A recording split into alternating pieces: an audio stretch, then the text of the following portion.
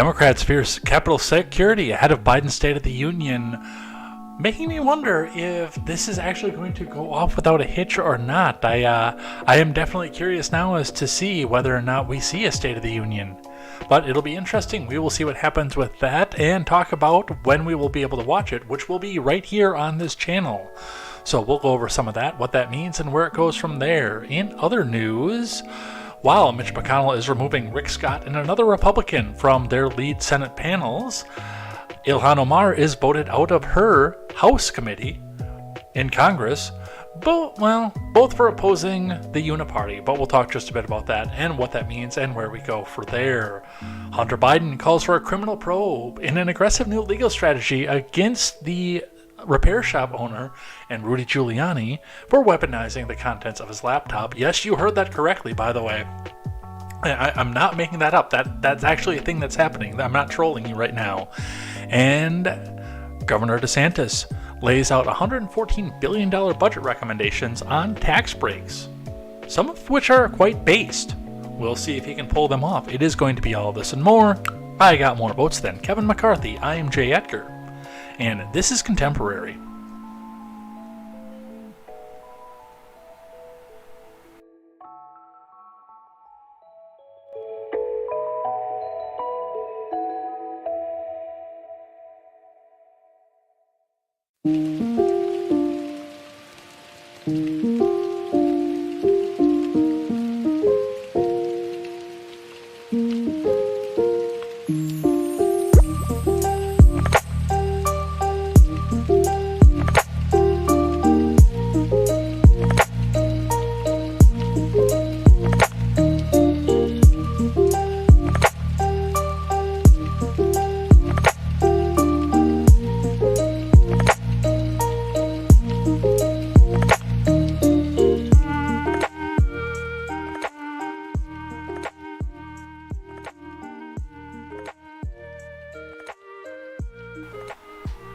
Good evening, Edheads. Welcome to Contemporary. My name is Jay Edgar, and this is your evening news, and we've got quite a bit to go over here today.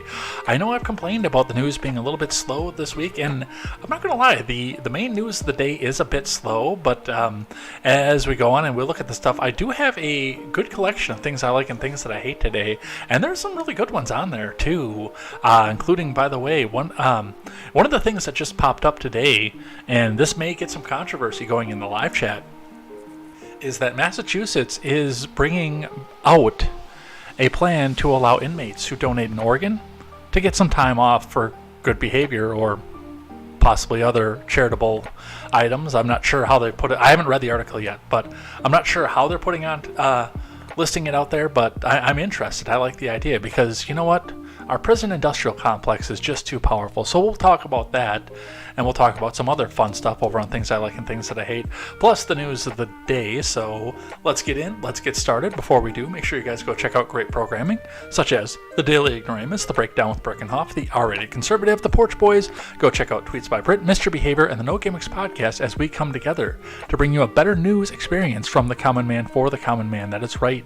As we look forward into the future, realize the fact that the vast majority of us out there are getting our news from people who wear suits that cost at times more than our houses.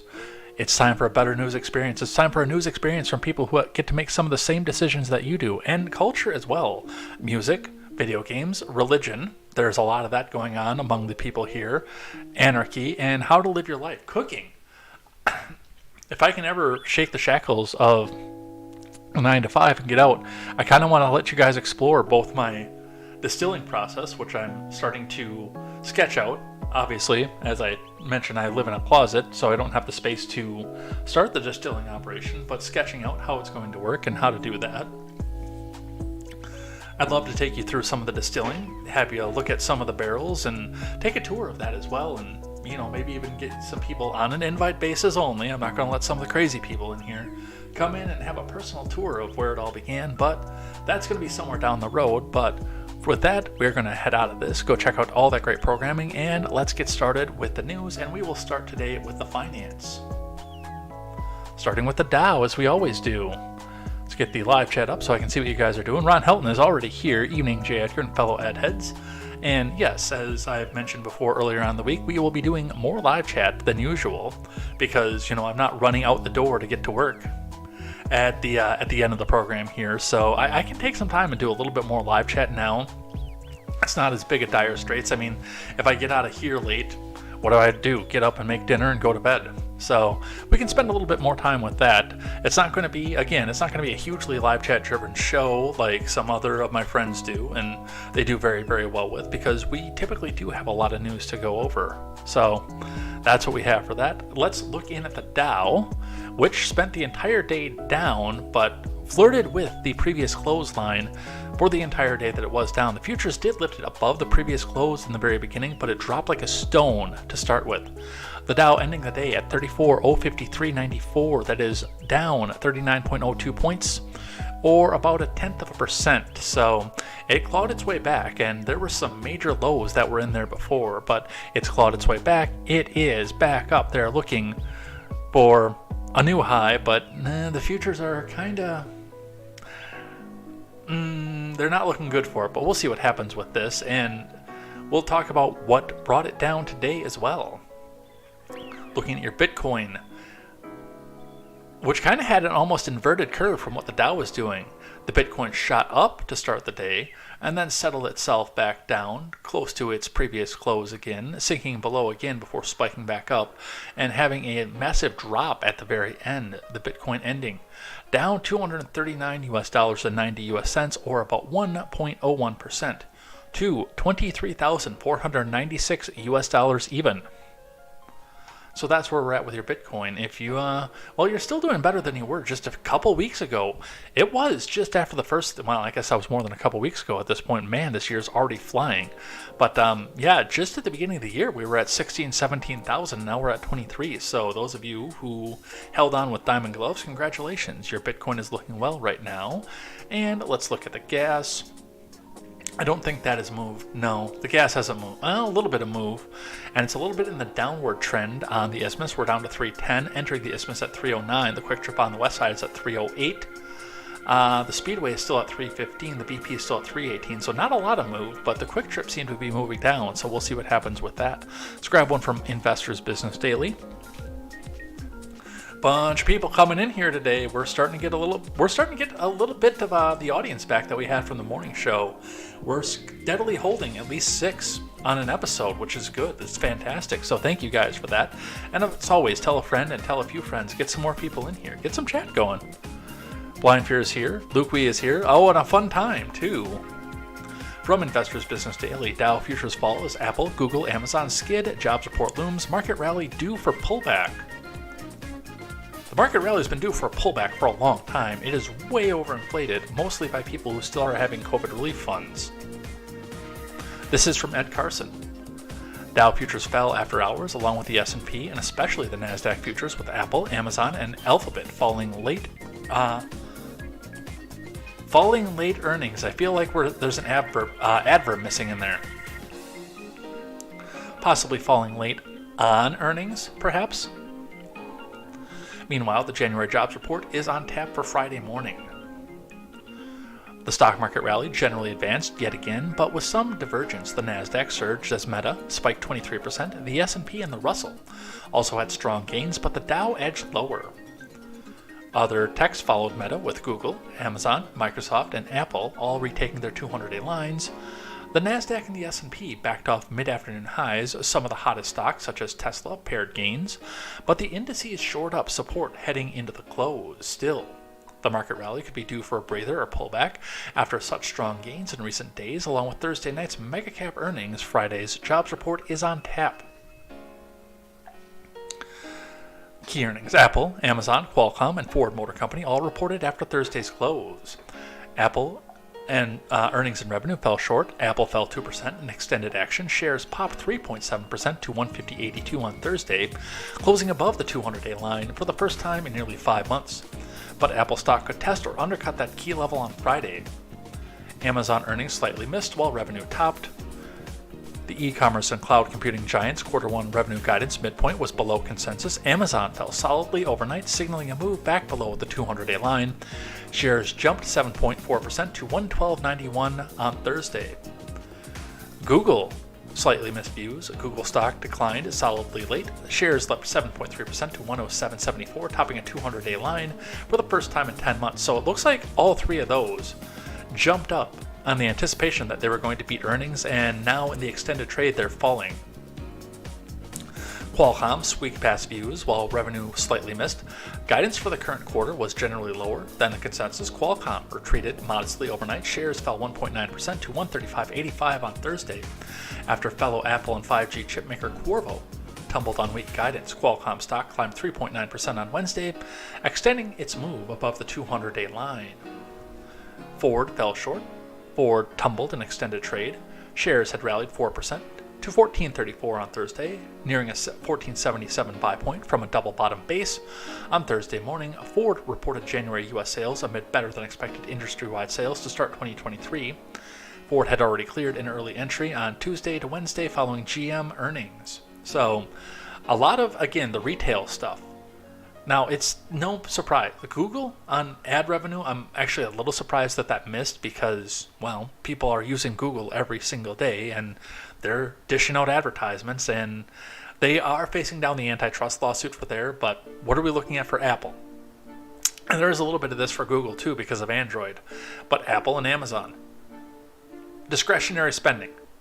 Your new iPhone is discretionary spending. Your Amazon, what you buy when you buy Candle X, or when you buy a new book on your Kindle, or a new movie on Amazon, not their non-Prime service, but their video service, or when you decide to go grab that collectible that you can only get somewhere and you see it on Amazon. This is all discretionary spending stuff. There are people that get their groceries on Amazon. I've tried to do that, but I always wind up spending a little bit more, but yeah, the discretionary spending is starting to drop, and it's starting to see. And the same thing with Ford, because they're tumbling in extended trade. People aren't going out to buy a new truck because the rates are ridiculous and they don't have the money to do it.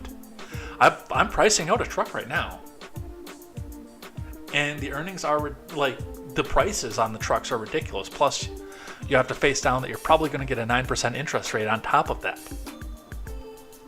That's almost to where I was when I had bad credit. There's no point to go trying to get a new truck right now. Let's see, the jobs report. The Labor Department will release the January jobs report at 8:30 a.m. Eastern Time. Economists expect to see non-farms rising by just 185,000 after December's 223,000. I got a feeling you're going to be disappointed. That would be a 2-year low. The jobless rate should tick higher to 3.6%. Average hourly earnings are expected to rise 4.4%. versus a year earlier, cooling further after December's 4.6. The Federal Reserve would like to see a more significant cooling on the jobs market despite continuing big layoff announcements, especially in tech. Job openings are high, while jobless claims are trending lower, but the Fed Chief Jerome Powell said Wednesday that it was gratifying to see inflation start to cool, even with labor markets tight. Inflation is not cooling. We talked about that yesterday. And the big thing, when we looked at the drop today, and it was all over IBD, Market Watch, I read a little bit of that as well, CNBC was talking about this, is that the investors want to see more of you file for unemployment. The reason that most investors gave when they said that they were selling off today was the fact that there were too many new jobs, there weren't enough first-time unemployment claims. Not enough people were losing their jobs. And there are still people out there that will blindly put their faith in the federal government, who does operate the Federal Reserve and the Federal Reserve Bank. They will put all of their faith into this government, who celebrates when more of you lose your jobs and more of you have to wonder how you're going to make your truck payment, or your house payment, or your rent payment, or your cell phone bill. Rather than celebrating the government slowing down its spending, they celebrate you slowing down your spending.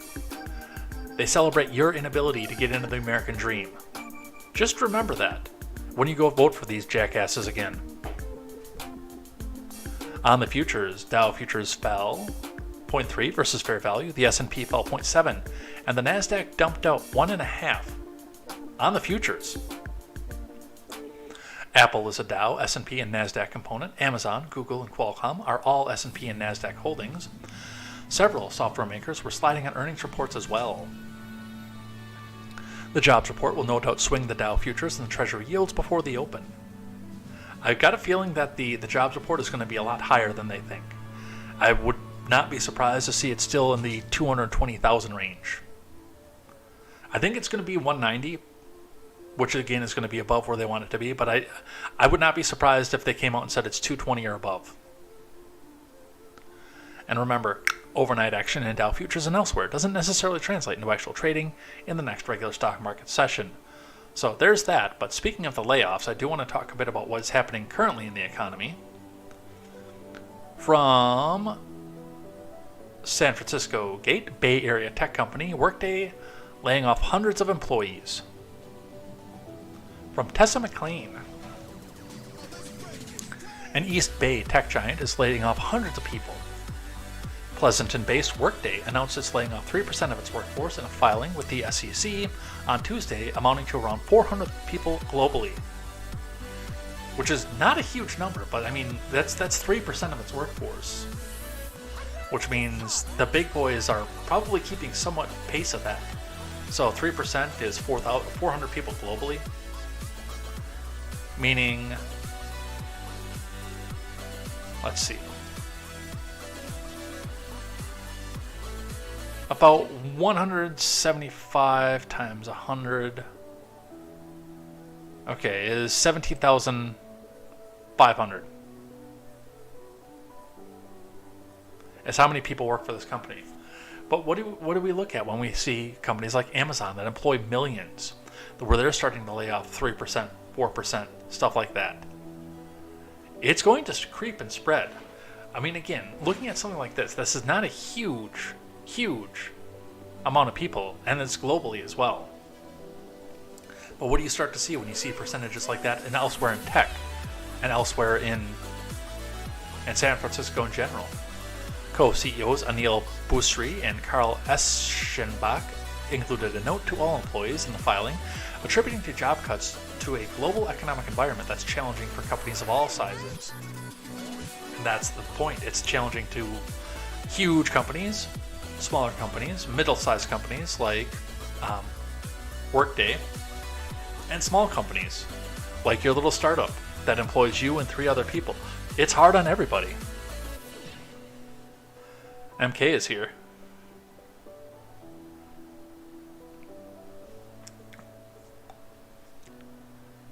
The company, which makes software for planning and human resources, has offices throughout the United States, Europe, and Asia. But anyone who travels locally along the I-580 has likely glimpsed the company's large Bay Area headquarters. So, we'll continue to watch this. I do, on curiosity, have to wonder when they say the job openings and the jobs that get filled quarter after quarter, if it is a lot of these, even the tech giants, the tech gurus, the tech people who are taking a low-level IT job or going to the Geek Squad or, God forbid, going to work at McDonald's just to get by. But we'll see what happens with that. Let's talk about the main news of the day. Before we get into talking about the State of the Union, I had this bizarre story popped up. It was on Twitter trending right before I got started. So I wanted to talk about this for just a second. Breaking now, Pentagon tracking suspected Chinese spy balloon over the U.S. From Oren Lieberman. The Pentagon is tracking a suspected Chinese high-altitude surveillance balloon over the continental U.S., a senior defense official said on Thursday. The Pentagon has been tracking the balloon for several days as it made its way over northern U.S., Pentagon spokesman Brigadier General Patrick Ryder said. We are confident that this high-altitude surveillance balloon belongs to the People's Republic of China, a senior defense official says. Instances of this activity have been observed over the past several years, including prior to this admin. While the balloon's current flight path carries over a number of sensitive sites, the official said it does not present a significant intelligence gathering risk. The balloon is assessed to have limited additive value from an intelligence collection perspective, the official said. Really? Then why make a news story about it? The balloon is currently traveling at an altitude well above commercial air traffic and does not present a military or physical threat to people on the ground, Ryder said, adding the U.S. military decided against shooting the balloon down. Now, they don't show the balloon, I don't believe. No, they don't show it. So we don't know what it looks like. We don't know if it's there, and we just don't seem to know if this is just a weather balloon that got away from somebody. I'm sorry, I don't believe that this is what they keep trying to tell us that this is. Call me crazy, this one just doesn't add up to me. The official said the government has engaged with the Chinese government, both through the Chinese embassy in DC and the U.S. diplomatic mission in China. It was the strong recommendation of senior military leaders, including the chairman of the Joint Chiefs, General Mark Milley, not to take kinetic action due to the risk of safety and security of people on the ground from the possible debris field, the officials.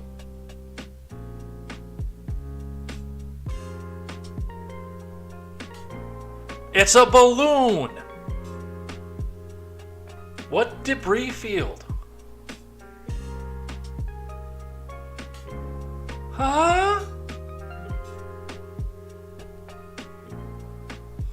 There are way too many morons in defense.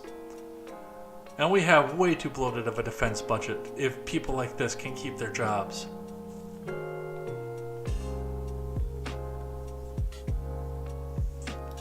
President Brandon has been briefed on the balloon's movements and requested options on how to deal with it, according to another senior admin official.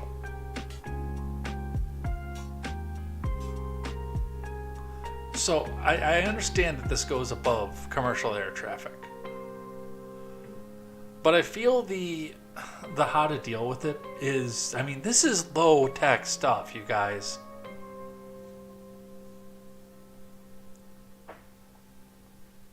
Like, kid with a slingshot is slightly higher, a slightly lower tech than what we need to deal with something like this. Debris field. What? So anyway, there's a Chinese balloon allegedly flying over our country. And trust us, we just know it's Chinese. Alright. Let's talk about the State of the Union. So, a little bit of how we watch this here from theindependent.co.uk. How to watch Joe Biden's State of the Union address from Joe Summerlin. President Brandon's second State of the Union address will take place before a joint session of Congress on the evening of Tuesday, February 7th, presenting him with a fresh opportunity to lay out a key issue facing the nation and frame the 2024 presidential race in his own terms. Mr. Biden's latest State of the Union will be his first since the Republicans took control of the House after November's midterms, and it remains to be seen how receptive GOP members will be to what he has to say, with the prospect of performative boredom, hostility, and booing distinctly likely. Yeah, that's the risk that you take anytime you give a speech in the House. An experienced speechmaker, the president is unlikely to be intimidated either way. No, he'll just make some stupid joke, and while he's in the midst of going off the cuff, we'll forget where he is and what his place is. He will be flanked, as is customary, by the new House Speaker, Kevin McCarthy, and his Vice President, Kamala Harris, as he delivers his address to assembled members of the House and Senate, with family, friends, and specially invited guests looking down from the balcony of the lower chamber.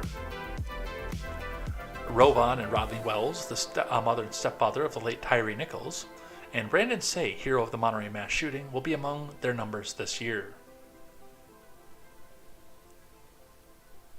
Oh, you actually want people to remember that shooting now because you shoveled it out of the news in a hurry when they found out that it wasn't a white dude.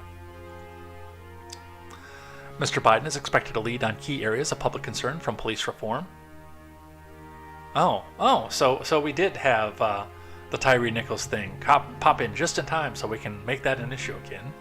And the economy, to Russia's war in Ukraine. Is Zelensky going to be there today? and draw a contrast between his admin's hopes of encouraging unity post-Trump and the behavior of certain fringe Republicans still more interested in sowing division, judging by the chaotic and ultimately unsuccessful resistance that mounted to stop Mr. McCarthy securing the House speakership. The address will also provide him with a platform from which to reassure Democrats he's fighting fit and ready to embark on a second term despite having turned 80 in November. I have to work on Wednesday morning, do keep that in mind, otherwise we'll probably have a drinking contest.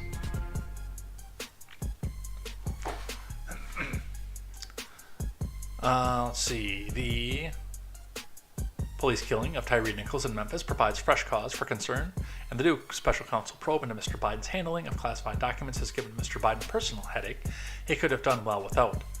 If Biden's got a personal headache, then you might want to make sure that it's not aneurysm.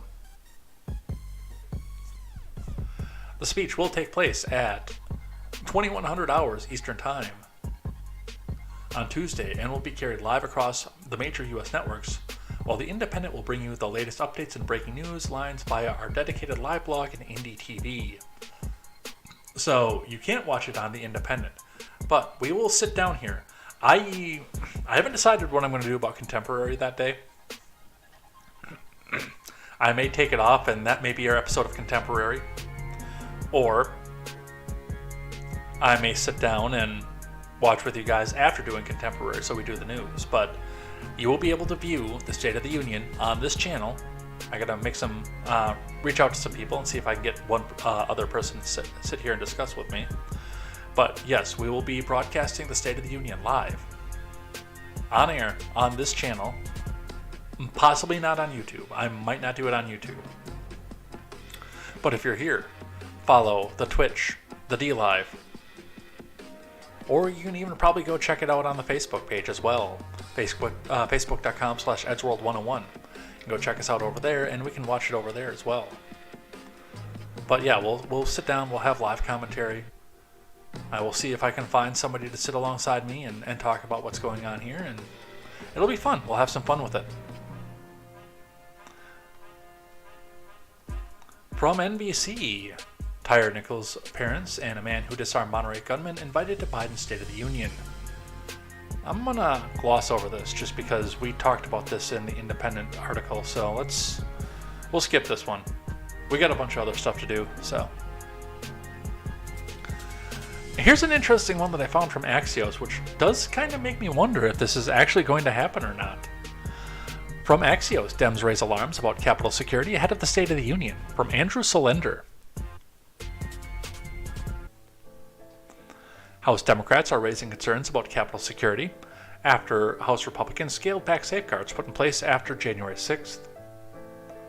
What do you think? Do they think Ray Epps is going to be out there whispering in people's ears to go into the Capitol?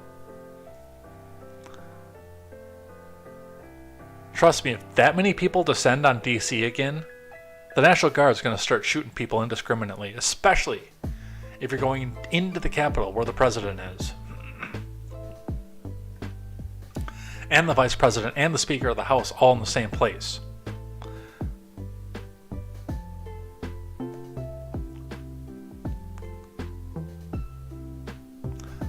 The renewed focus on Capitol security comes ahead of President Biden's State of the Union, when nearly all members of Congress, Biden's cabinet, and the Supreme Court will be packed into the House chamber, with a dedicated survivor watching from an undisclosed hotel room far, far away. Wouldn't it be funny if they put the guy up in the Trump hotel because they know that'd be the safest place for a Democrat to be? If evil, right-wing, terrible, orange man, bad MAGA went and took over the Capitol? That would be hilarious. More than a dozen House Democrats penned a letter to congressional leadership Wednesday expressing urgent concern for safety and security of the president, other dignitaries, and guests at the upcoming State of the Union. The GOP House majority's new rules have made safety and security at the House chamber at risk to infiltration and violence, with reckless changes to necessary preventative measures, they wrote. It cites January 6th and more recently, Corey Mills sending inert grenades to colleagues as evidence that the House is vulnerable to multiple fronts of attacks from both inside and outside Congress. The letter requests information on what steps leadership and Capitol security officials are taking to protect the State of the Union attendees. Speaker McCarthy, asked about the State of the Union security, told Axios, "I haven't had a briefing on that," but said that he would include Minority Leader Hakeem Jeffries in the planning. Mills also defended setting what he described as inert paperweights to colleagues, saying that he got permission from law enforcement, including the Capitol Police's bomb squad. There was not a single step in the process that didn't in some way get checked off.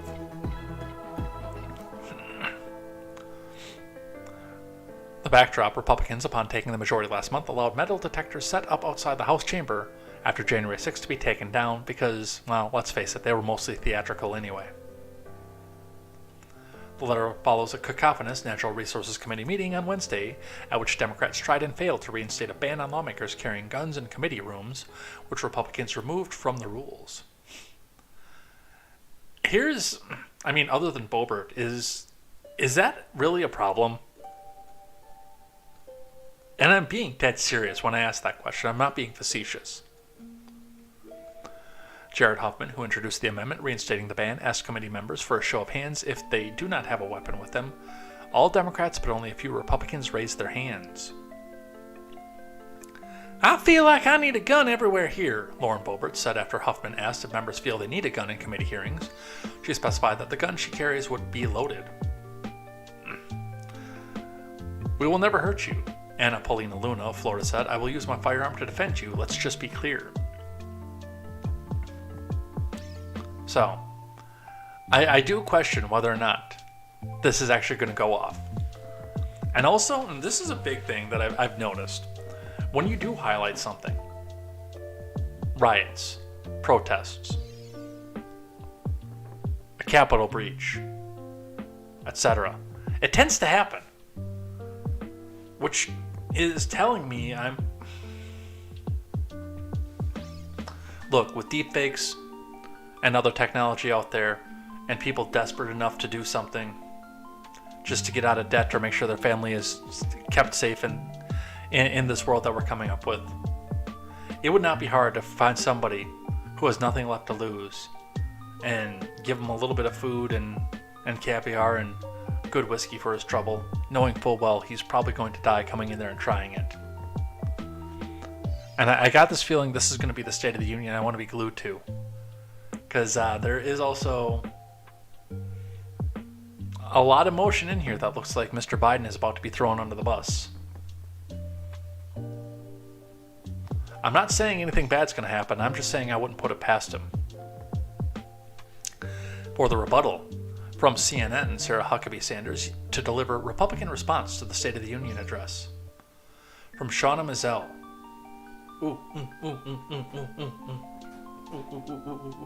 Can Jim Acosta be in the audience? Somebody get an invitation to what, and I don't know what venue that she's going to be using, but somebody get Jim Acosta into that venue, please. Please. I want to see Sanders take Acosta down a peg one more time in my life. Maybe he'll be the Arkansas governor's office correspondent. Please get Jim Acosta in that room. Please. Pretty please for me. From Shauna Mizell. Arkansas Governor Sarah Huckabee Sanders will deliver the Republican response to President Biden's upcoming State of the Union address, according to an announcement from the GOP congressional leaders. Mitch McConnell and Kevin McCarthy announced Thursday that Sanders will give the Republican address to the nation from Little Rock. After the conclusion of the Biden speech, the president is scheduled to offer remarks before a joint session of Congress next week on February 7th. In a joint statement, McConnell and McCarthy both touted Sanders as a representative for a new generation of Republicans. She gained national prominence when she served as the press secretary under former President Trump, but she was no stranger to politics, with her father, Mike Huckabee, serving as governor of Arkansas from 96 to 07. Sanders worked for 2 years in the W administration. I promise if she can get Acosta in the room to ask her questions during the rebuttal, I will not hold that against her. and later ran her father's 2008 campaign for a Republican presidential nomination, and then was campaign manager for his 2016 White House bid. She made history last year as the first woman elected governor of Arkansas. Within 48 hours of being sworn in as governor, Sanders signed a flurry of EOs, with one targeting CRT to prohibit indoctrination in schools and another banning the use of the term Latinx in official state documents. In a joint statement Thursday, Sanders expressed gratitude for the opportunity to give her party's response and contrast the GOP's optimistic vision of the future against the failures of President Biden and the Democrats. We're ready to begin a new chapter in the story of America, to be written by a new generation of leaders ready to defend our freedom against the radical left and expand access to quality education, jobs, and the opportunity for all, she said. So, and we will be watching that here too, by the way. Alright, let's talk about the shakeup in both chambers, starting in the Senate and on the right.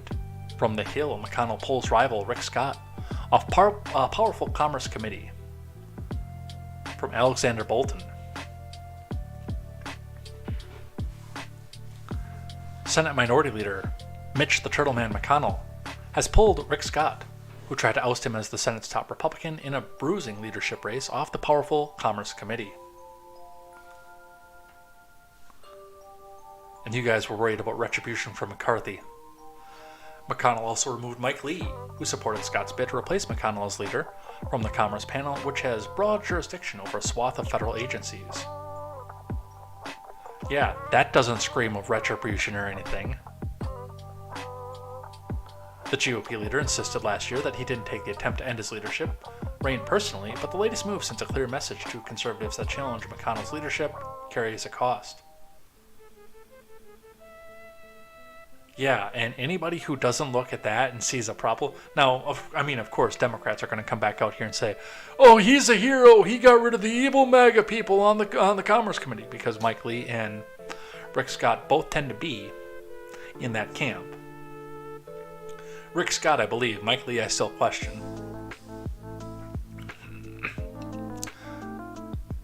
McConnell got to pick. He kicked me off. He kicked Lee off. Scott confirmed in an interview. Scott acknowledged that running against McConnell was likely the reason he was booted from the panel. Oh, absolutely it was, despite his relative seniority on the committee and experience running a major company. I probably ran the biggest company almost any senator in the history of the country's ever run. I was the governor of the third biggest economy in the U.S., Florida, and I've got a business background, Scott said, taking off his credentials.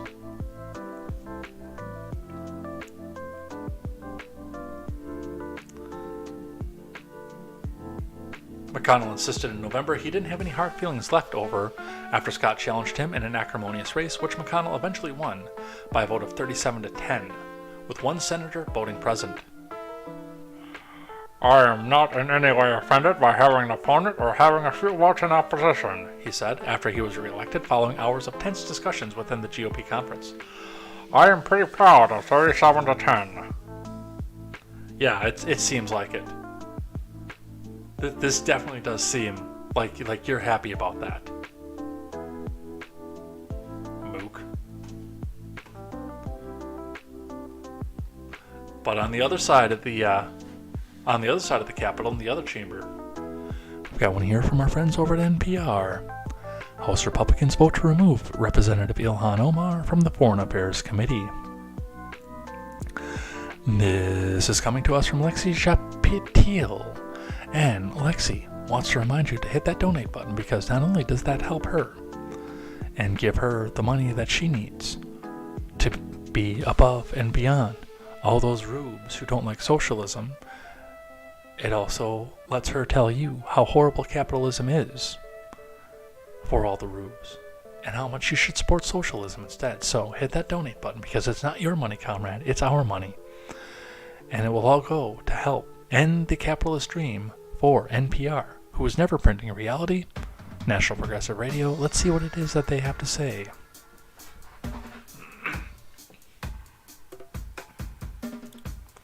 House Republicans have voted to remove Minnesota Democratic Rep. Ilhan Omar from the Foreign Affairs Committee, citing past controversial comments she made about Israel and her concerns over her objectivity. The vote was 218 to 211 along party lines. In her first term, Omar drew criticism from Republicans and Democrats alike for tweets that invoked anti-Semitic tropes. She apologized for those tweets, but has remained outspoken about the influence of Israel and the American Israel Public Affairs Committee, a pro-Israel lobby on U.S. politics. The resolution, introduced by Max Miller of Ohio, stated that Omar has disqualified herself from serving on the Foreign Affairs Committee, a panel that is viewed by nations around the world as speaking for Congress on the matters of international importance and national security.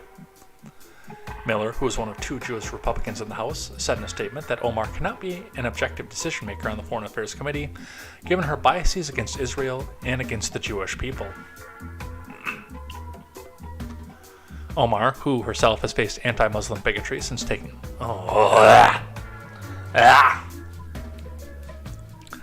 Leave it to NPR to put that one in there. Told reporters last week that the move to remove her from the committee was purely partisan. It's not purely partisan, but that does play a role. I will admit to that. That does play a role. In an emotional speech on the House floor Thursday, Omar said she's being targeted for her identity as a Muslim immigrant from Africa. And again, I remind you that Hakeem Jeffries can put her on literally any other committee in Congress.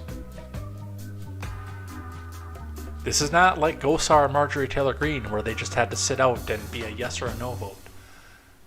Eric Swalwell, Adam Schiff, and Ilhan Omar can literally be on any committee in Congress except for, in Schiff and Swalwell's case, the Intelligence Committee, and in Omar's case, the Foreign Affairs Committee. And by the way, Schiff and Swalwell can go both work on the Foreign Affairs Committee. Although with an intelligence breach, I don't know if that would be feasible or wise. And Omar, if you can get her an actual security clearance, could theoretically go work on the Intelligence Committee. I don't know how that would go over either, but in theory, they could just switch committees.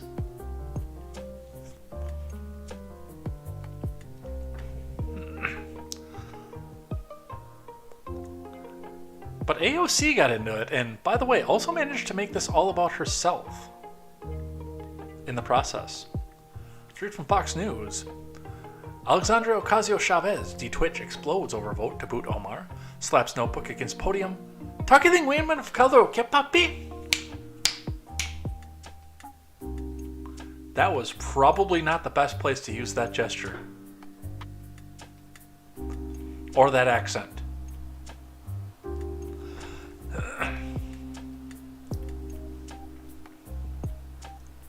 From Gabriel Hayes,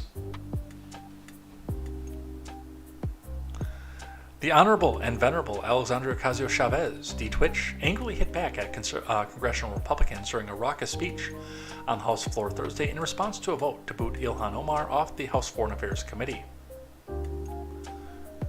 The New York Democratic lawmaker declared to her fellow members that the GOP was targeting women of color with its boast to oust Omar, with Republicans said was due to past anti-Semitic and anti-American remarks.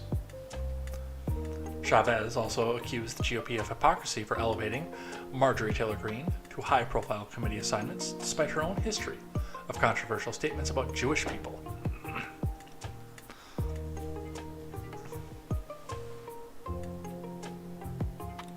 This is a GIF, but it's kind of funny. Whack. The Congresswoman smacked her notebook against the podium after speaking time ended. Not long before a party line 218 to 211 vote to boot Omar from the committee, Chavez took to the House floor with a passionate repudiation of the disgusting post-9/11 legacy of targeting racism against Muslim Americans. I think one of the things we should talk about, okay, here, Poppy, is one of the most disgusting legacies after 9/11 that's been targeting and racism against Muslim Americans throughout the United States of America, she said. Chavez added, and this is an extension of that legacy, okay, Poppy?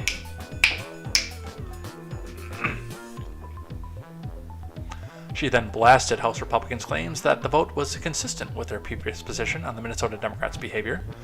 Chavez also mentioned a past threat on her life from a fellow member of Congress, Paul Gosar, who was censured by Congress in 2021 for sharing a meme of an anime cartoon characters killing one another that included AOC's likeness.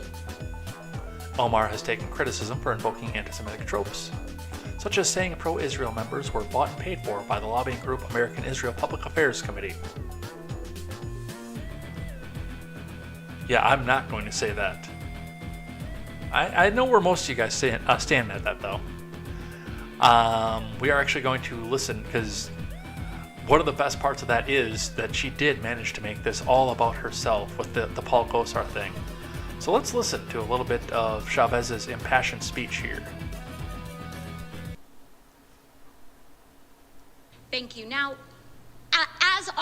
as a fellow New Yorker, I think one of the things that we should talk about here is also one of the disgusting legacies after 9/11 has been the targeting and racism against Muslim Americans throughout the United States of America. And this is an extension of that legacy. Consistency, there is nothing consistent with the Republican Party's continued attack except for the racism and incitement of violence against women of color in this body. I had a member of the Republican caucus threaten my life, and you all and the Republican caucus rewarded him with one of the most prestigious committee assignments in this Congress. Don't tell me this is about consistency. Don't tell me that this is about a condemnation of anti-Semitic remarks when you have a member of the Republican caucus who has talked about Jewish space lasers and an entire amount of tropes, and also elevated her to some of the highest committee assignments in this body. This is about targeting women of color in the United States of America. Don't tell me, because I didn't get a single apology. Time has expired. When my life was threatened. Thank you. Thank you. Now, as a fellow... Yeah, that girl's an actress. Well, tell me that this isn't about... this isn't about women of color, okay, puppy? It's not about women of color. Adam Schiff and Eric Swalwell are not women of color. And you still have all of your committee assignments. Woman of color. Cori Bush still has all of her committee assignments. Woman of color. I will tell you that this is not about women of color. This is about a rampant anti-Semite being in the House Foreign Affairs Committee. I mean, I wouldn't put Midget B on the House Foreign Affairs Committee if he got into the House somehow. I think a lot of things that he's posted in our Discord disqualifies him. Probably about the same time it disqualifies me for him posting into my Discord. But I wouldn't put him on the House Foreign Affairs Committee. And by the way, Alexandria Ocasio-Chavez, you would agree with me for a lot of the same reasons.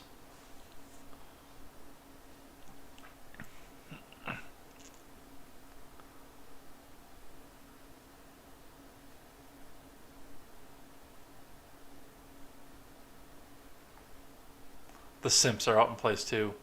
I cried listening to your speech. The ace politicians are actually being allowed to carry guns in the building.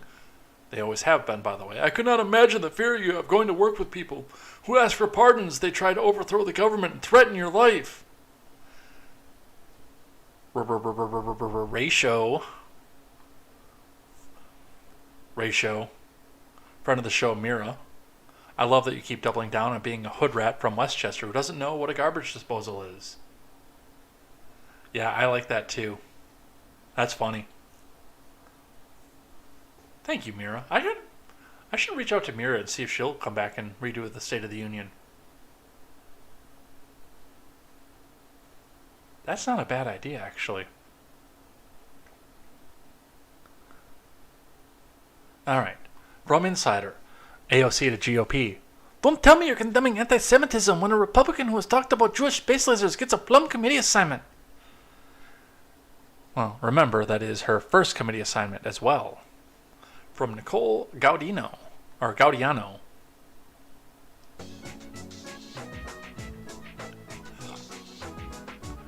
The Honorable and Venerable Representative Alexandria Ocasio-Chavez unloaded on Republicans for hypocrisy Thursday, while defending her fellow squad member, Representative Ilhan Omar. Don't tell me this is about a condemnation of anti-Semitic remarks when you have a member of the Republican caucus who's talked about Jewish space lasers and also elevated her to some of the highest committee assignments in this body, okay, puppy? She said it in a reference to Marjorie Taylor Greene. This is about targeting women of color in the United States of America. Chavez said, as a woman of color who still has every one of her committee assignments. I remind you again. Greene, in 2018, published false and anti-Semitic conspiracies, alleging the Campfire wildfire in California was orchestrated by politicians and wealthy Jewish bankers. After being stripped of committee assignments last Congress for her rhetoric, she now sits on the prestigious committees on oversight and homeland security. Chavez further called out Republicans for rewarding Gosar without mentioning by name, with one of the most prestigious committee assignments in this Congress, after she said he threatened her life. The House voted in 21 to censure Gosar and remove him from his committee assignments when he tweeted an edited anime video that showed him killing Ocasio-Cortez. His committee assignments this Congress include oversight and natural resources. I didn't get a single apology when my life was threatened, okay, puppy? Thank you, she said, ending her speech by slamming her book on the lectern.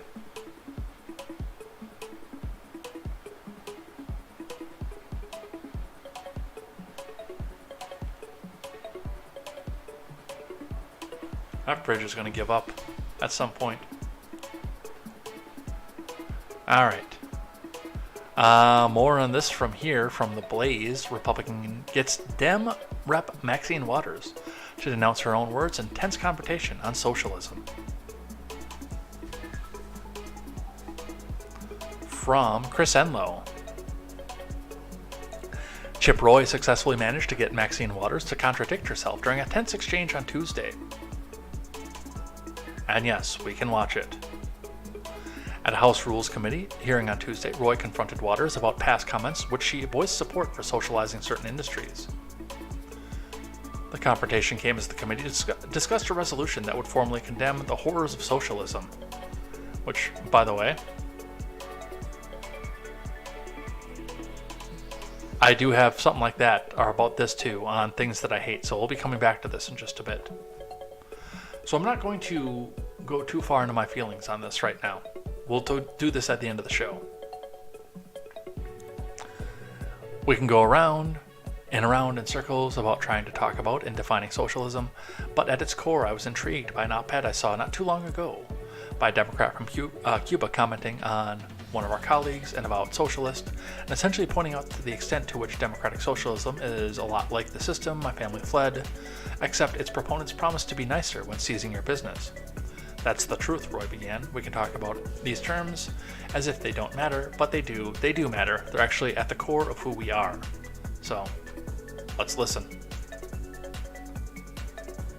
Now, we can go around and around in circles about trying to talk about and defining socialism, but at its core, I was intrigued by an op-ed that I saw not too long ago by a Democrat from Cuba commenting on one of our colleagues, an avowed socialist, and essentially pointing out the extent to which democratic socialism is a lot like the system my family fled, except its proponents promise to be nicer when seizing your business.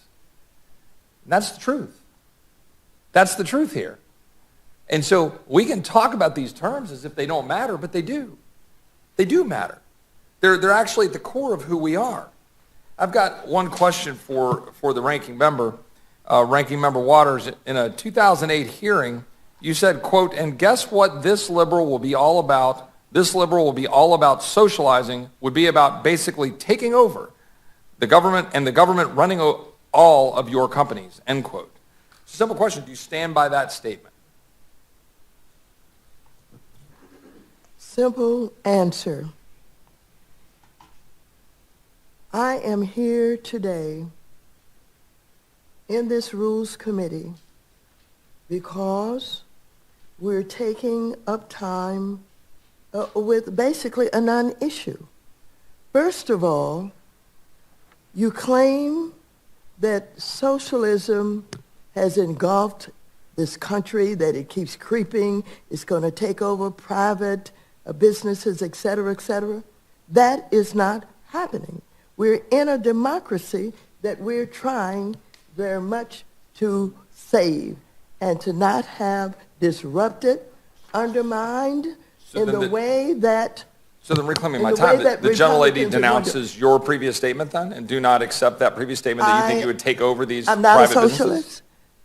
I'm a capitalist, and I commit to you that I am here to save Social Security, to save Medicare, to save seniors and veterans, and for some of you who have adopted certain kind of ways that you support what you now claim is socialism, I'm here to say to you, come on. So this liberal will be all about socializing, will be all about basically taking over and the government running all of your companies. You disagree with that? You now denounce that statement? I am not a socialist. Okay. All right? So I appreciate the response. I think that to the extent that one has a concern as a member of this body or as an American watching this, one has concerns when we hear statements like this, and that's not the only one, and statements by some of our colleagues on the other side of the aisle extolling the virtues of socialism. As I just pointed out, a nicer way of confiscating businesses, a nicer way of confiscating the assets and the means of production.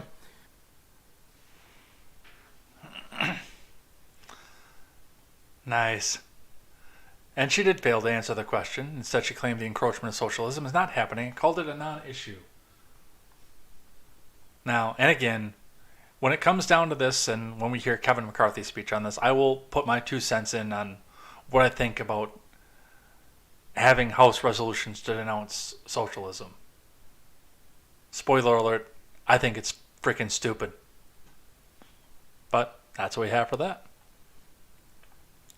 From CNN, in probably the dumbest story of the night, Hunter Biden calls for criminal probe, an aggressive new legal strategy.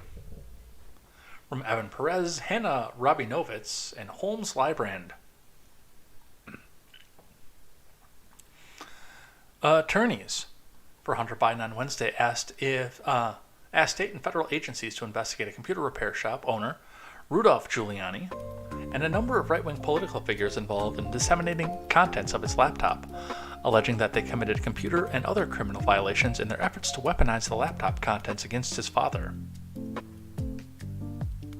The allegation, made in letters to the Delaware AG, the Justice Department's National Security Division, and the IRS, marked the first time Joe Biden's son and his legal team have publicly acknowledged that it was his personal data purported to be found on a laptop left at the Delaware repair shop. However, his legal team said that their new outreach does not amount to confirmation of the laptop narrative that has been circulated on the right. Is that kind of like if a person gets arrested for child trafficking, but somehow mysteriously doesn't traffic the children to anybody? Is that something like that? The letter signaled a distinct change in strategy by Hunter Biden by bringing new lawyers to help defend him against the onslaught of attacks from Republicans, who have sought to use his personal struggles with drugs and congressional probes of his business dealings to attack the president. Hunter Biden also faces an ongoing federal criminal investigation that is focused on tax and other issues. In addition to the letters, the government agencies, Biden's lawyers, sent a cease and desist letter to Fox News and the network's host Tucker Carlson on Wednesday, calling for the retraction of a story broadcast on Carlson's show that Biden's team says is false. CNN has reached out to Fox News for comment. In the letter to Delaware AG Kathy Jennings, Hunter's attorneys accused the computer repair shop owner John Paul Isaac of unauthorized access of the laptop and distributing its contents to the New York Post for a story published in the weeks before the 2020 election. Isaac has said in a memoir and media interviews that he received the laptop at a store from Hunter in 2019. This failed, dirty political trick directly resulted in the exposure, exploitation, and manipulation of Mr. Biden's private and personal information. Mr. Isaac's intentional, reckless, and unlawful conduct allowed for hundreds of gigabytes of Mr. Biden's personal data without any discretion to be circulated around the internet, Hunter Biden's attorney Abby Lowell wrote in a letter. The letter asked for investigations into Garrett Ziegler, John Paul Isaac, Robert Costello, Rudy Giuliani, and Steve Bannon. Mac Isaac's attorney, Brian R. Della Roca, confirmed the receipt of the letter and said after skimming it, all he saw was a privileged person hiring yet another high-priced attorney to redirect attention away from his own unlawful actions. Costello called it a legally frivolous document and accused Biden's new legal team of trying to intimidate people. A Giuliani communications advisor, Ted Goodman, called the letters an obvious attempt to silence. CNN has reached out to each of the other individuals or their lawyers for comment. I want to talk about this for just a moment. Does Hunter Biden have a case? He actually does.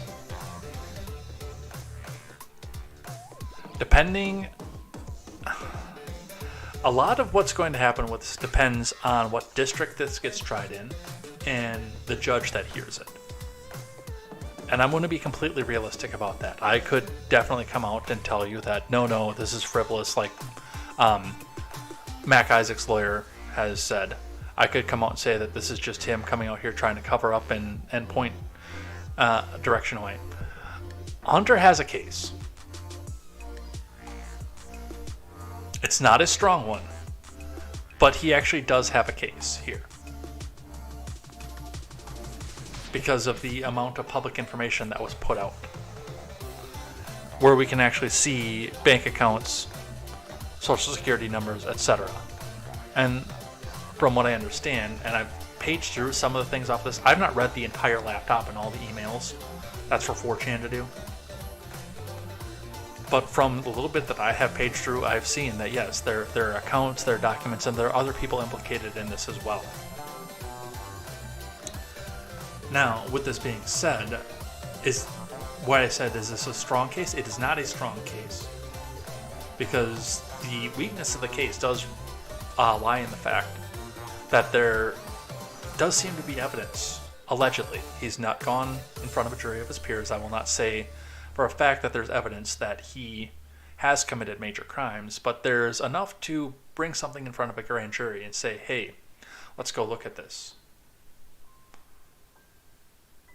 Some of the other issues that go along with CNN reporting this, rather than, somebody who is somewhat believable at this point, comes from the fact that when we look at what the contents of the laptop, I completely lost my place there. I completely lost where I was going with that.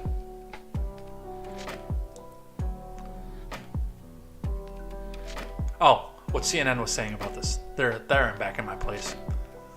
What CNN was talking about, I'm losing my place. I feel like Joe Biden. What CNN talking about this, they're talking about how the laptop and the sex rage and the drugs were being used to attack Joe.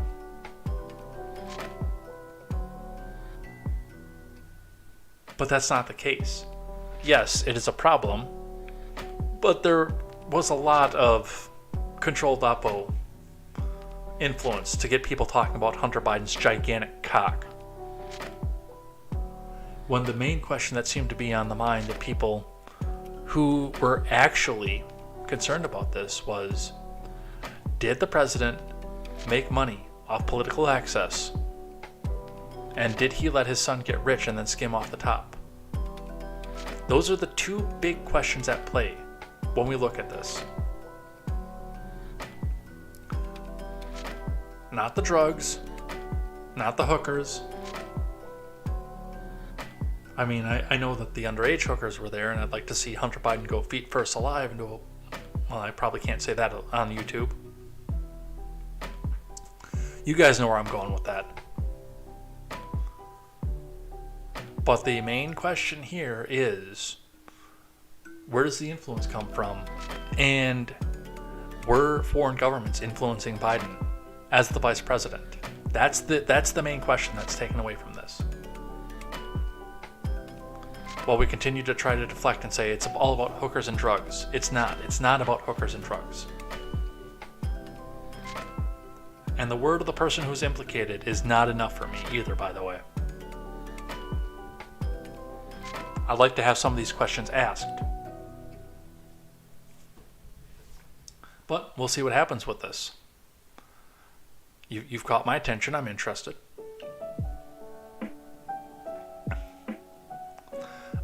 Sit this one out. Father of teen killed in Parkland shooting responds when Newsom criticizes Florida permitless carry proposal.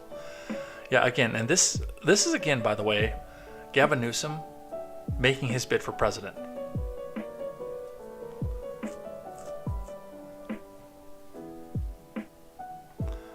Ryan Petty, whose 14-year-old daughter Elena was among the 17 people killed in the 2018 shooting at Parkland, responded to Gavin Newsom's criticism of a permitless carry proposal in the Sunshine State, telling the Golden State governor to sit this one out. Fact, permitless carry does not make you safer. States that allow concealed carry have higher gun homicide rates, Newsom tweeted. Not in the country, they don't. He noted that the proposal in Florida is being made to close to the 5-year anniversary of the Parkland shooting. Ryan Petty quote tweets and says, "Hey Gavin, my daughter Elena was killed at Parkland, and I support permitless carry in Florida. If my daughter were alive, she'd be carrying because she would be defenseless in a gun-free zone." Petty responded, "Sit this one out." Based. The bill, which Florida Governor Ron DeSantis supports, would allow people to carry a concealed firearm without a license. Under the proposal, people would be authorized to carry concealed weapons if they meet certain criteria required to obtain a license, though they would not need to get a license or the training required to obtain a license.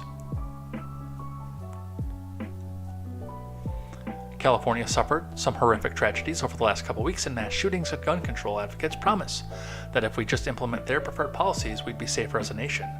Petty told Fox News Digital. California's enacted what you could only call the dream for gun control advocates. And it's not proving to make Californians any safer. The reason is simple, he said. Criminals don't obey gun laws. Based. There's also the avenue of the FBI not enforcing their own laws, so there's that.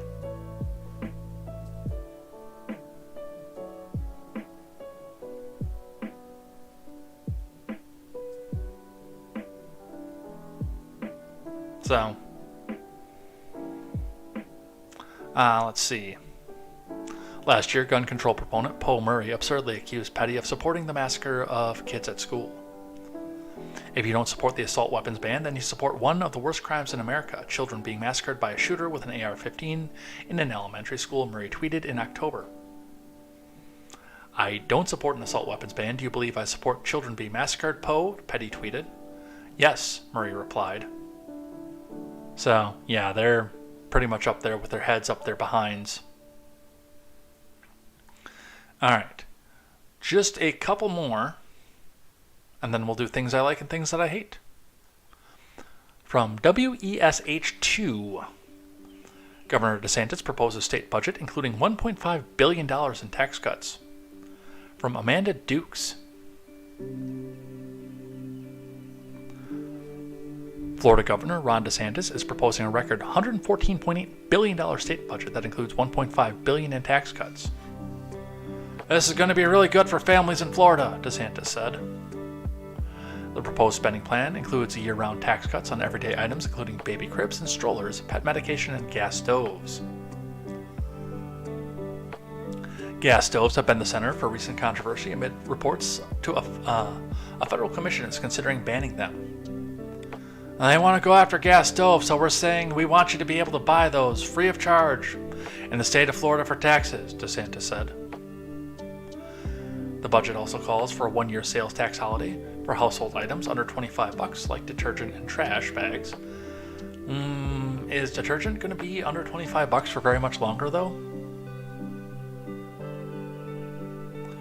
The bigger ones are already 50, 60. The bigger, like jugs and things to pods and etc. They're already like $15-$60. Books for kids under the age of 17. Toys for children between ages 2 and 12. Athletic equipment for kids under 18 and pet food. Which is all very based. Among the other line items is a request to spend $12 million to move migrants from around the country. It's something the governor did back in September when he gained national attention for sending Venezuelan asylum seekers from Texas to Massachusetts. I think people are sick of having open borders with no rule of law in this country, so we can just sit here and do nothing about it. Or we can actually stand up and say, what tools do we have at our disposal that we can use? As for K-12 schools, the budget would be set at $26 billion, with $1 billion earmarked to raise teachers' pay. But the Florida Education Association is skeptical of the amount, claiming the actual increase in his budget is $200 million, which would work out to less than $20 per week for each teacher. For now, the government's budget is just a proposal. Florida lawmakers will consider the plan when they meet for their regular session starting March 7th. A bit more detailed on the tax holiday. So here is some more detail on this. Let's look at some of this here. Tax holiday. The budget proposes 4 permanent tax cuts and more than 10 temporary cuts. The tax holidays include a permanent sales tax exemption for baby and toddler necessities. Give us the next generation. I'm okay with that. A permanent sales tax exemption for cribs and strollers. A permanent sales tax exemption for over-the-counter pet medications. And a permanent sales tax exemption for gas stoves. I think that one's just for show. Temporary holidays on children's books, children's toys, children's athletic equipment, certain household items and clothing, disaster preparedness items, outdoor recreation items, dental and oral hygiene products, pet food and hand and power tools, Energy Star appliances, which again, an attempt to use what little bit of leverage the government has to try to get you to replace your appliances. That's especially if you're going to go and reduce your energy footprint, that's not a bad thing. And natural gas. For education, key budget proposals in education include $1 billion, an increase of $200 million in funding to provide salary increases for new and veteran teachers and other eligible instructional personnel. $1.6 billion in funding for early childhood education, including more than $451 million for voluntary pre-K. Historic $26 billion in funding, of which $14.1 billion is record state funding for the K-12 public school system, $1.5 billion in state operating funding for the Florida college system, $3.1 billion in state operating funding for the state university system, $100 million for the recruitment and retention of highly qualified faculty at state universities, $15 million for the institutional overhaul and restructuring of New College of Florida. DeSantis also recommended more than $614 million for Everglades restoration projects, including $58 million for restoration strategies, $182.2 million for a comprehensive Everglades restoration plan, $86.3 million for the C-43 West Basin Reservoir storage project, $152 million for the EAA reservoir to continue the momentum of this critical project to reduce harmful discharges and help send more clean water south of the Everglades. $50 million included for specific projects components designed to achieve the greatest reductions in harmful discharges to the Caloosahatchee and St. Lucie estuaries as identified in the Comprehensive Everglades Restoration Plan, Lake Okeechobee Watershed Restoration Project, Draft Integrated Project Implementation Report, and Environmental Impact Statement dated August 2020. $86.1 million is included for the Northern Everglades and Estuaries Protection Program.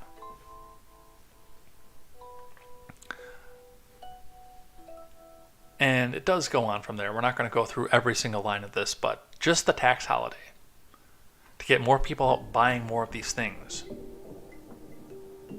building some economy here, and not having to pay the government to do so. That is so based.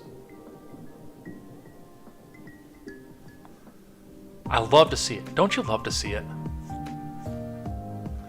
Alright, and the last one, and then we'll do things I like and things that I hate. NYPD clears out homeless camps. To local workers, cheers. Vagrants do a lot of bad here. From Kevin Sheehan and Natalie O'Neill. A sprawling homeless encampment popped up and was allowed to continue growing along a bustling Manhattan block for at least several weeks, before the eyesore was finally cleared out on Wednesday. At least 10 displaced people, some suffering from mental health and substance abuse problems, has set up a nearly dozen makeshift tents on the sidewalk of First Avenue between East 20th and East 21st. The tent city, which locals say grew during the colder months to more than half a city block, is adjacent to the family-friendly enclaves of Stuyvesant Town and Peter Cooper Village, and the ever-popular restaurant Rosemary's East. The dining room of the Italian eatery overlooks the area settled by vagrants and riffraff. They won't let us stay on the subways, they won't let us stay on the vents. Where do they want us to go? Shelters are no good, said L'Oreal Madonna Moore, a 31-year-old homeless woman who was booted from the block. When asked how the encampment was affecting business, a manager at Rosemary's declined to comment, saying, "Only we're fine." However, police and city sanitation workers descended on the encampment at about 9:30 a.m. and cleared the rubbish as homeless outreach workers urged the vagrants to check into a shelter. Some of them are really crazy, like dangerous crazy, said Sam, 58, who manages Tal Bagels across from the street. The cleanup is good because they really do a lot of bad here. In recent weeks, Sam said the people living in the tent colony had banged on windows and gotten naked in public. They even stole tables from the bagel shop. They get dressed in the streets. They take showers right outside, no clothes. They can get bad, she said. Noni, 45, a clerk at the store, said one unhoused woman attacked a patron and urinated on the shop's floor. And that's, a part of the problem, especially there are a lot of people out there who are willingly homeless. And there is mental illness that runs rampant through it. Now, there are a lot of people out there who are unwillingly homeless. But I'm going to be completely honest with you, and I know one of those people, by the way. And they go look for shelter, and they look for a way to go better their situation. But the ones who just want to stay out there and be out there forever, there is a level of illness that's there. And even if there's not, in some cases, it's still people who have taken the streets and made it their own personal property, which, if it wasn't for being on Contemporary, I would be sitting here without a shirt on. In my home, I choose how I clothe myself. Within reason, of course. Like, I don't pop the blinds wide open and walk around with the junk swinging, but still.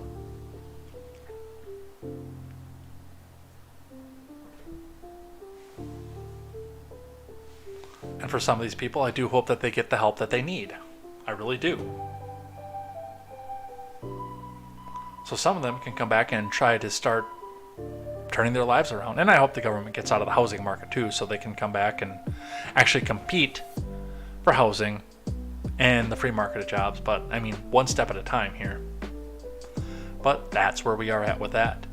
And with that, we finish out on the news of the day. Let's go over a couple things that I like and a couple things that I hate.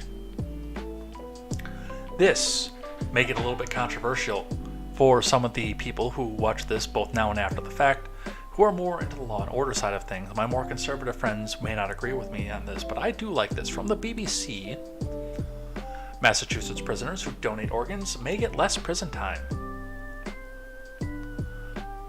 From Brandon Drennan. Inmates should be able to donate organs or bone marrow in exchange for reduced time in prison, according to a proposed bill in Massachusetts. Donors would receive at least 60 days, but no more than a year off their sentences. Two state lawmakers, both Democrats, claim the bill would restore bodily autonomy to incarcerated people. But critics warn it's unethical and preys on inmates' desperation. Organ donation is currently allowed in the U.S. federal prisons, but only if the recipient is an immediate family member. The proposed bill in Mass is designed to establish a donation program within the state's Department of Corrections. Nearly 5,000 residents in the state are on an organ transplant waiting list. A 5-person committee would be responsible for determining who is eligible to participate, and the link between the type of donations and the reduction in sentence. There would be no financial payments, which again is good. State Rep Carlos Gonzalez said providing more potential donors could help patients in need of transplants get life-saving care. He told Boston.com he'd been inspired, in part by a close friend who has stage 4 kidney failure and requires dialysis. I love my friend, and I'm praying through this legislation that we can extend the chances of life for him and any other person in a similar life or death situation, he said. However, critics of the bill believe it perpetuates stereotypes about inmates as subhuman. It seems like something out of a science fiction book or horror story, Kevin Ring, president of the nonprofit organization Families Against Mandatory Minimums, told Insider. It's just this sort of idea that we have this class of subhumans whose body parts we will harvest because they're not like us, or because they're so desperate for freedom, they'd be willing to do this. Political observers say it's unlikely the bill will ever become law. Let's talk about this for a second. Now, first and foremost, do I think something needs to be done about the extensive sentence times in this country? Absolutely yes. And give people an avenue to get out of the prison pipeline, if possible. Now, it doesn't say whether or not that this is an every inmate thing. And I think that's important to note. To be eligible for this program, a judge should have to sign off and say, I do believe that if we give you some time off for good behavior, etc., or for a charitable donation, that you can then, that you're safe to be released, that you're not going to come back out and go on another stabbing spree or something like that. Murderers, I do think, should be off the table for this. Wow, that was a really interesting way to put that. But yeah, I think anybody with a murder sentence, this should not be offered to that person. Plain and simple.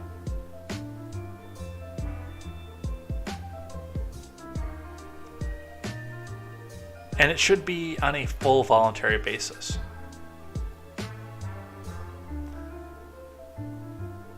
And a lot of people are trying to look at this and say that we're just looking at and making prisoners, as subhuman.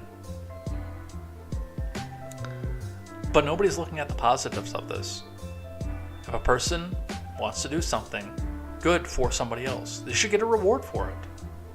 Plain and simple. And again, this perpetual prison system where you just stay in forever. There's got to be some way to go back up for relief for this. Is it perfect? No, it's not perfect. By any stretch of the imagination. Are there ways to improve it? There are. Will it become law? Probably not. But I like the idea, the out-of-the-box thinking, of giving people an opportunity to give back and actually get rewarded for it.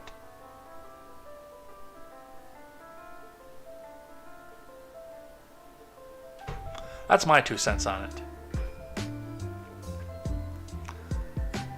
Another one that we actually talked about yesterday, and I promised that we were going to talk about today on things that I like, because I still like this. This was very based. Clay Travis tweeting out, lots of athletes are finally catching on that the left-wing sports media asks them political questions, so the left-wing sports media members can write their own left-wing political opinions. Here's Azarenka calling that out.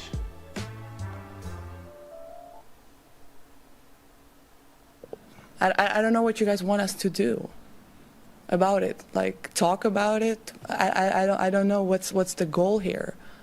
That is continuously brought up, and these incidents that, in my opinion, have nothing to do with players, but somehow you keep dragging players into it. So, what's the goal here? I think you should ask yourself that question, not me. Just to clarify on that though, does it frustrate you that, particularly last night, for example, there was a clear sort of pro-Russian demonstration happening within the grounds of the tournament, that these people are coming and using the Australian Open as a platform for these kind of demonstrations? Does that frustrate you?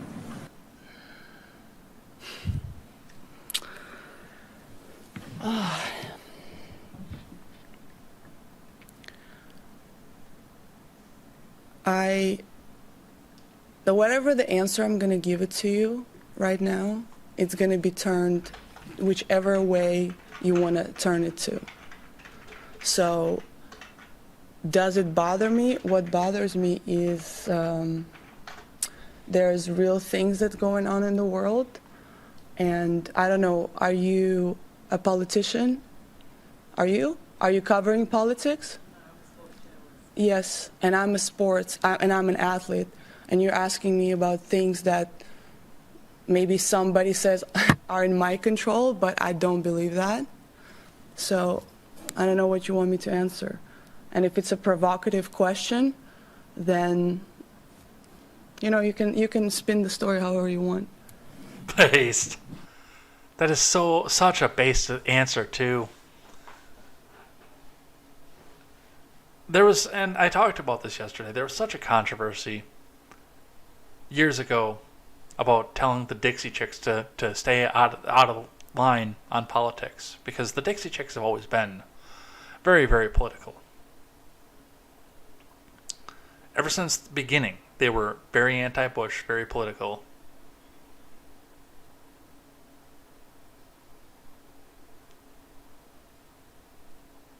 And yet these people come out here and they keep asking these sports stars, these big stars, what their opinions are on politics, to the detriment and to the point that, people think that we care what Rob Reiner thinks about the presidency. Rob Reiner's Twitter account, by the way, is an outpouring of this idea of people continuing to ask media figures, former TV and movie stars, what they think about politics. What we see on Twitter is an outgrowth of that. And, the outrage over telling, was it LeBron? I should have looked this up yesterday because we've had an entire day to prepare for this, and yet I stayed unprepared. But I think it was LeBron where they said they got mad at him for telling him to shut up and dribble. And here is a sports star who is literally coming out and shutting up and dribbling. Or whacking the yellow tennis ball, of course, in this instance. But, yes, shutting up and dribbling, staying out of it on something that doesn't affect her, that she doesn't know anything about, and she doesn't have any power to change. I love this. I love seeing this. And one more thing that I like because, well, charity is a big thing for me. I enjoy charity a lot. From The Blaze, philanthropist YouTuber Mr. Beast funds simple surgical cure for 1,000 blind people. Believe it or not, there are enough people out there that are so in a position that they can never be happy that they're actually calling him out, calling him bad because he didn't do more. But reading from The Blaze, from Michelle Blood, YouTube philanthropist Jimmy Mr. Beast Donaldson funded 1,000 10-minute surgeries that restored recipients' vision, a noble effort that tugged at millions of viewers' heartstrings. Not only are we helping people in America, but we're also going to other places around the world, Donaldson said in the wildly popular 8-minute video documentary. I wanted to provide the surgery to as many people as possible, he adds. In just 2 days, the video amassed more than 61 million views on Mr. Beast's eponymously titled YouTube channel. The 11-year-old channel has about 131 million subscribers. Jimmy Donaldson, the 24-year-old North Carolina native, ranks among the most viewed and highest paid YouTube creators, Business Insider reported. The standout showman began posting on YouTube when he was 13, and his mother kicked him out of his childhood home at 18, the outlet also says. Fast forward to 2023, and Mr. Beast's stunts, videos, and lavishly generous giveaways are a staple on YouTube's mammoth platform. Now, I'm not going to lie, I actually don't know who this person is. This is the first time I'm hearing of this person. Donaldson worked with an organization called C International to make the surgeries happen. C International's network of volunteer doctors worked with Mr. Beast as they do other humanitarian leaders who are dedicated to eradicating preventable blindness. The surgery the doctors performed is called the manual small incision cataract surgery. The MSICS procedure vacuums off cataracts that are clouding a patient's vision. Artificial lenses are implanted in place of the clouded ones, and if it's successful, the patient's vision is restored. Half the blindness in the world is people who need a 10-minute surgery, one of the participating surgeons said in the video. The The video features several patients as their bandages are removed, and they at last see clearly. Smiles, laughter, happy tears, and expressions of gratitude permeate the video. In quintessential Mr. Beast fashion, the gift's vision is only the beginning. Donaldson gave one young man $50,000 to help with college. Another young man, who said that he had always wanted to drive, but his vision challenges prevented it, received a brand new Tesla. Other grateful recipients received $10,000. As is the case with many folks who attempt to do good in the world, Mr. Beast's video also has its detractors. Some internet denizens call it the Adidas stunt, designed to bolster his subscriber number and viewership stats, Time reported. Others leveraged the popularity of the video to decry the inadequacy of the healthcare system they say necessitate acts like Donaldson's. Donaldson encourages his viewers to consider donating to See International, which is, by the way, on the donation list now, a nonprofit, to become part of a movement that can end preventable blindness. So, with that, you guys know I love charity.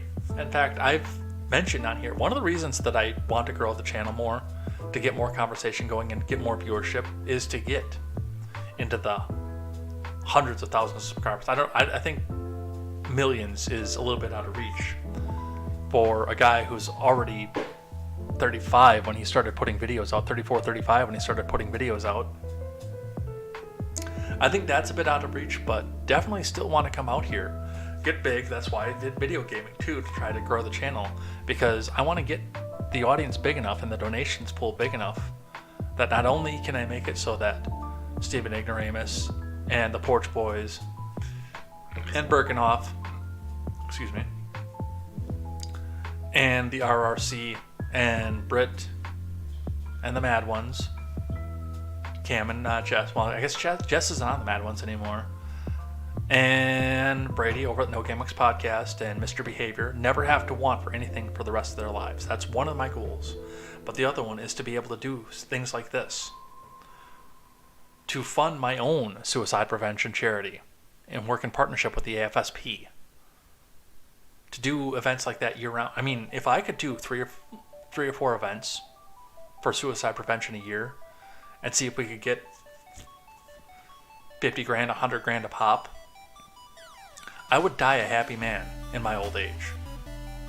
Which I'm always a little bit surprised that I say that I could possibly get to my old age. So, and this is the kind of thing that I want to do. Just make it better for everybody else without having the government involved. So, that's what we see for that. And now for a few things that I hate.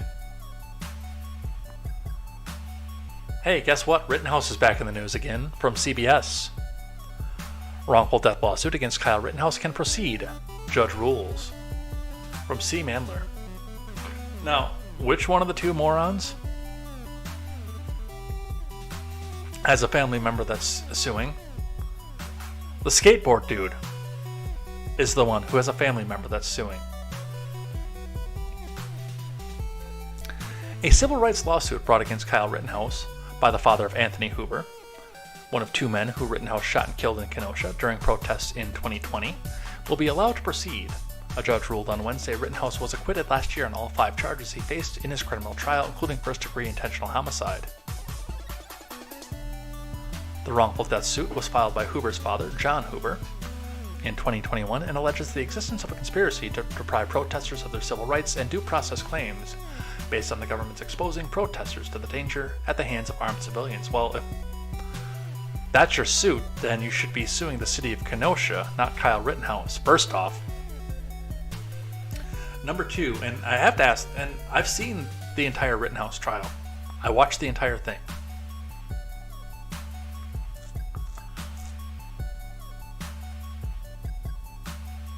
What do you think Discovery is going to look like in this? Given the fact that there is a legitimate acquittal based on the fact that this was self-defense and Anthony Hoover was striking first. What do you think Discovery is going to look like when you do something like this? That's a legitimate question. District Judge Lynn Adelman on Wednesday dismissed motions filed by both government defendants and Rittenhouse, who sought to have the lawsuit dismissed on the grounds of insufficient evidence and failure to state a claim, meaning Rittenhouse was not properly served with the grounds for the suit. Well, I don't know if there's more than what's up here, but yeah, just in here there's really no claim. Edelman found that Hoover's attorneys and private investigators spent more than 100 hours attempting to locate Rittenhouse, finding addresses in 7 different states before locating the Florida residence of his mother and sister. Rittenhouse's sister, who was served the suit after she stated that her brother was not home. So they're doxing him again, essentially. Adelman said that Rittenhouse was almost certainly evading service, writing that he had been deliberately cagey about his whereabouts.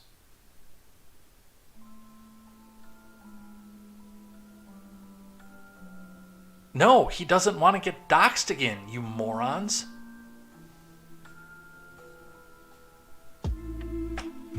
Levy & Levy, the firm representing Hoover, said Wednesday in a statement, "Make no mistake, our fight to hold those responsible for Anthony's death accountable continues in full force." Okay, how are you going to sue a dead man? Because the person responsible for Anthony's death is Anthony Hoover. Now, and I want to point something out with this. Because, you know, when they say Western Kenosha resident, when they talk about Anthony Hoover, to you listening from Minnesota or Oklahoma, to you listening from New York, perhaps, or somebody listening from Mississippi or Georgia or California, perhaps. For those of you who are listening from those places,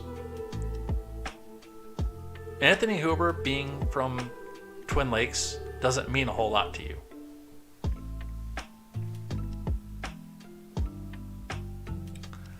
But you see,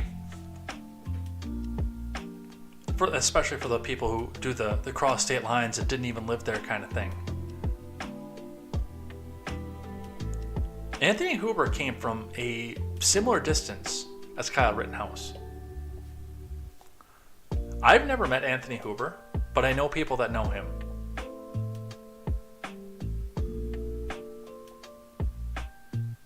And I know, give or take, where he lived. Like, I don't know which house it is, but I've been to the town that he lives in, and I have an idea of what part of that town he lived in. And he drove well over 45 minutes to get down to this protest. For those of you who are saying that Kyle Rittenhouse had no reason to be there, he shouldn't have been there in the first place. And then, at a point where somebody is in full flight, where you're stopping him and swinging a skateboard at him while he has a firearm, the person who is responsible for Anthony Hoover's death is Anthony Hoover. Plain and simple.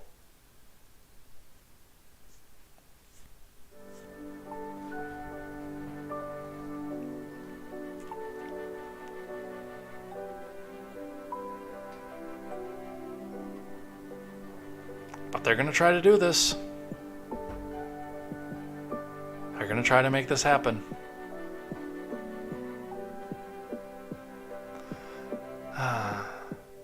Of course, we also have the "this has never been tried" aspect of things. No country's ever tried socialism, Socialist Party of Great Britain claims. From Alex Nitzberg over at The Blaze. And this does play into the last video and what I have to say about this as well. The House passed a resolution condemning socialism and opposing the implementation of socialist policies in America. But the Socialist Party of Britain claims that no country has ever been socialist. While 109 Democrats voted for the resolution, 86 against the passage, and 14 voted present. Part of the resolution declared that socialism has repeatedly led to famine and mass murders and the killing of over 100,000 people, or 100 million rather, people worldwide, and that many of the greatest crimes in history were committed by socialist ideologues, including Lenin, Stalin, Mao, Castro, Pol Pot, Kim Jong-il, Kim Jong-un, Ortega, Chavez, and Maduro. No country has ever tried socialism and has not yet started. Ever heard of Karl Marx and Friedrich Engels? This class-free, state-free, money-free society comes only after capitalism has been rejected by working-class populations. The Socialist Party of Great Britain tweeted, "There are no socialist countries. Marxist socialism, communism, comes after capitalism has been abandoned, which has not yet happened," the party tweeted. So, and once again, in order to make it happen, you have to have everybody be involved. And this is the problem with socialism, by the way, is that my free market ideas don't require you to participate. You can make yourself a little commune and go share everything and go be communist by yourself. You don't have to. You can grow everything internally. You can make everything internally. You know, once you've got the land and the few startup ingredients, you never have to participate in capitalism again if you don't want to. It's going to be cagey and dodgy, but you don't have to do it. But in order for your government system to be implemented, you require my participation or my death, one of the two. The state-free, class-free, money-free society comes only after capitalism has been rejected by the working class population. Therefore, if there's even one person who's out there trying to make a black market, then it's not really socialism, according to morons like this.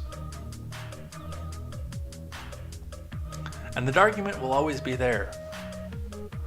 And as I've always said, because they try to be class-free, state-free, money-free, the question always remains, if you're in a class-free society, if you're in a non-hierarchical society, if you're in a truly anarcho-communist society like you claim that you're going to be, who holds the gun that kills the dissenters, the people who want to have a free market instead?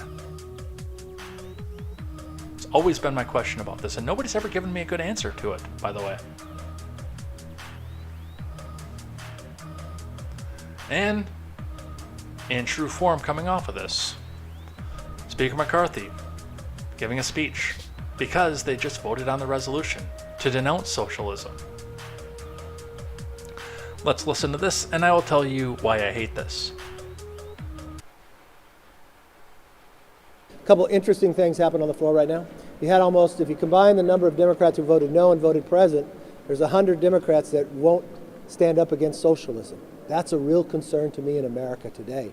It's not just, that wasn't a college vote on a college campus. That was a vote in the U.S. Congress that 100 Democrats couldn't say socialism was wrong. That's a scary point of view, but you also understand why we're in a spending problem that they are when they were in the majority. That's why you understand the challenges that we have here. A couple interesting things happen on the floor right now. You had almost, if you combine... And you're supposed to be a free speech warrior, Kevin McCarthy. Why are you advocating for compelled speech? Why are you compelling 100 Democrats to vote to denounce socialism? And why are you calling them out on blast? And why are we even voting on this? This has no bearing in reality whatsoever. This is a symbolic vote to come out and say, "Oh, look, socialism really is. It's not something that that people like." No, this is pointless. And if the morons want to advocate for socialism, that's their right to do so. It's a stupid right. I'm sorry, it's a good right. It's a stupid idea. But it's their right to be as stupid as they want to be. And then go back and try to explain it to the people that vote for them. You don't have a right to come back out and compel them to denounce socialism. Not by a law, not by a resolution, not anything.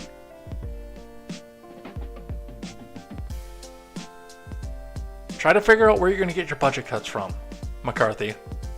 Stop trying to compel speech and then going back home and telling people that you're a free speech advocate. I've known you were full of crap from the beginning, Kevin McCarthy. I've known that from the beginning, and this is why I got more votes than you. So, sit down, shut your mouth,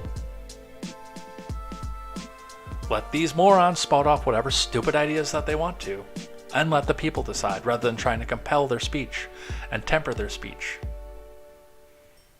And if the people in their districts decide that they don't want to be represented by a socialist, that's between them and the representative. You authoritarian commie prick. And with that, we're done. It's always the big thing too, and I remember the no gays allowed controversy in Tennessee, where the hardware store had put the sign out that said no gays allowed. Like, he really should have been free to do so. Yeah, I want to see that sign out there, not because I don't think gays should be going to a hardware store, but I want to make sure that I know how bigoted and hateful that particular person is, so I know not to do business with them. Plain and simple. I want to go in and get some nails and a little bit of beef jerky and get out of there. I don't want to have a discussion about whether or not gays are allowed in your store. I'd rather not be in a store like that. Plain and simple. And for a store owner who will refuse an entire demographic of people whose money is still green, that doesn't seem like an intelligent business person to me, and that's not somebody that I want to do business with. Plain and simple. That's it. Let's head out of here for the day.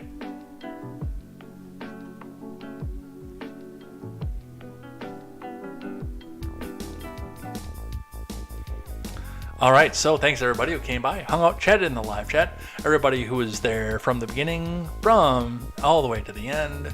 We'll be back here tomorrow with more news and more headlines, more contemporary. We'll read some of your live chat as well throughout the day and see what you're doing. And I'll catch some of what you guys are saying throughout the show, but we'll do a big block of live chat at the end.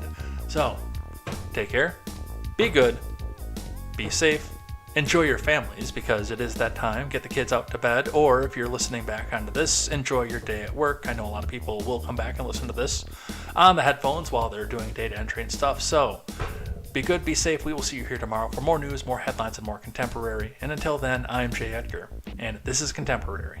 Take care.